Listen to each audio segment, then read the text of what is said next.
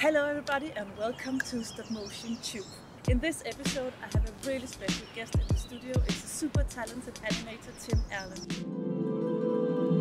As you can see, I have traveled all across the globe to Canada to join the amazing Stopmotion Montreal festival. And at the festival I will join a 3-day masterclass with super animator Tim Allen. And after the class, he has agreed to come to my studio and show you guys about body language, about posing the character. And this is one of the very fundamental things about stop motion, so this is really, really good stuff. So you should really hang on to this luxurious episode of Stopmotion Tube. Hello, Tim Allen. Hello. And welcome. I'm so happy that you want to share a little bit of your stop motion wisdom with us. You have animated on a lot of really, really good films. You've been on Corpse Bride, Isle of Dogs. Yes, I was a key animator on Isle of Dogs. Shaun the Sheep and Fantastic Mr. Fox. Yes. So I think we should introduce the third guy in the studio. Do we have a name for him? Actually no. I think he should be like a strong man of the circus. He's dressed to impress. And he's spent some time curling that moustache, yeah, so there's a lot of pride taken in that. Yes. We were going to talk about today how body language tells a whole story in itself. So before you even speak, you can tell a lot about your mood and your attitude and your level of self-esteem. Yeah, absolutely. We are subconsciously reading each other and making judgments about each other all the time. So the first time you meet someone, the first time someone walks in the room, you immediately get an impression of who you think they are.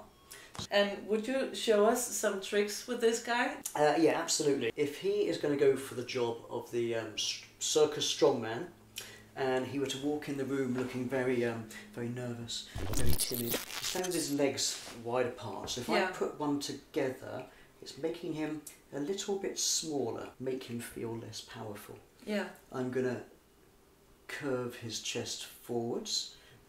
I'm even going to bring his arms in, his elbow out a little bit, but in a kind of protective way. If you bring your arms and your in and your shoulders down, you're kind of hunching over yourself, and it's almost like you're protecting your body from what's around you. He's like hiding who he is a little bit. Exactly, and I'm even holding this arm here as if he's injured. I mean, he has all the equipment, he has the beard, he has the right dress, he has everything. He's come dressed to be the circus But strongman. he's not owning the position, he really doesn't. If you walked into the interview like this, I don't think your first reaction is going to be, yes, that's the strong man we're looking for. No. And then it could be really fun to see him in the whole different pose. I mean, he could tell, like, I'm owning this, I'm the strongest man you ever met. Okay. Kind of pose. Right, so let's have someone else walk in for the job interview. Yeah. Who happens to have exactly the same costume and exactly the same curly moustache. Now, I'm not going to make him any more muscular. However, I'm actually going to put his legs out at least shoulder width apart. His chest more upright, his chin more upright. And I mentioned earlier about him being smaller. I'm now letting him take as much space as possible. This man owns the room. Yeah. This job is already his. Yeah. Good. Previously we were being very protective of your core, whereas here I've opened the frame out and it's standing a bit like Superman. You know bullets are going to bounce off you. So straight away, I feel much more that this could be our circus strongman.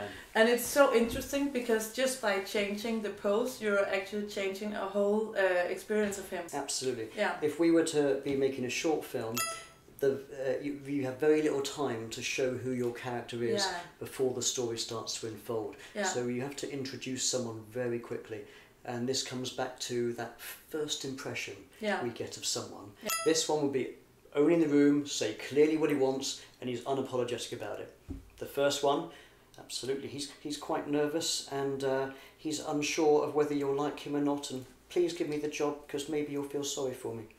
And what is really interesting is that your eyes, they do like, you look back and forth, because he wouldn't do that. He would be like looking at you, eye contact, very strong impression, but the other one, the shy one, would be like, doing like this. Eye contact is huge. And a nervous character, an anxious character will be looking around much more. A confident character will look at you, and they'll tell you what they think.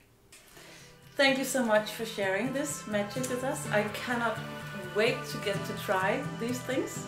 If you want to see what Tim does, and I definitely think you should check out his new website, and it's amazing. And you should check out his work and also where he gets his workshops. The three. 1, 2, 3. Stop motion! Okay, stop motion!